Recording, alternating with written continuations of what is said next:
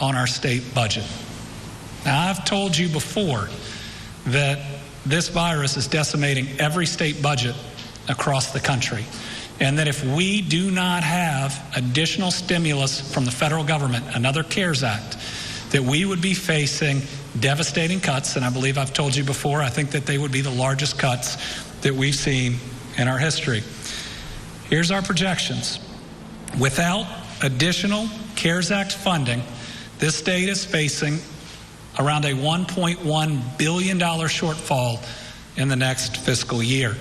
I think it was because of this concern that the legislature only enacted a one-year budget, saying we should be very careful and limit our spending to the next year. If we do not have federal help, and it could come in two forms, either the ability to use some of our current CARES Act funding directly to help our budget or another round of CARES Act funding, we're looking at potential cuts between 16 and 29%.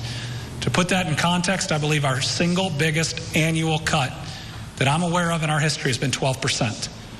So what we're looking at right now with that extra assistance is one of the most difficult years in budget balancing that we have seen. This would be like letting Kentucky go bankrupt, which we cannot allow to happen.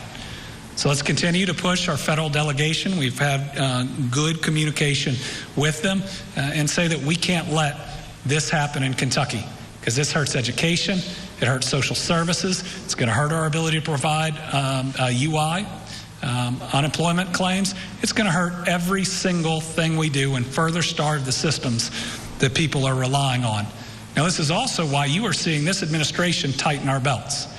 You know, we've seen from at least a couple boards that are out there, 2-year contracts at pretty large salaries.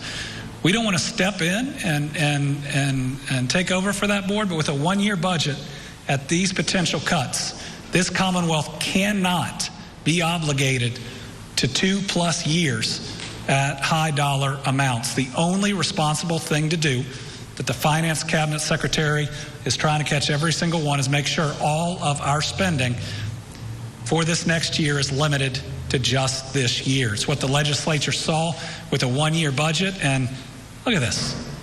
If we're going to have the single largest budget cuts of all time, potentially, let's make sure that we don't get out there as individuals that might like leadership in a certain area of the state and commit to dollar amounts that we know that we may not have moving forward. Let's be responsible. All right, so today we talked about the positives of the future, and we talked about the difficulties of the future, but I still have hope here that our federal delegation will do the right thing. By the way, if they provided the same stimulus they provided in 2010, 2009, 2010, it is almost exactly this amount. We could balance our budget. Still wouldn't be a great budget, but we could ensure that there were no major cuts. All we're asking is that in the middle of a worldwide health pandemic, that Congress do the same thing that they were willing to do during a recession. That seems pretty simple to me.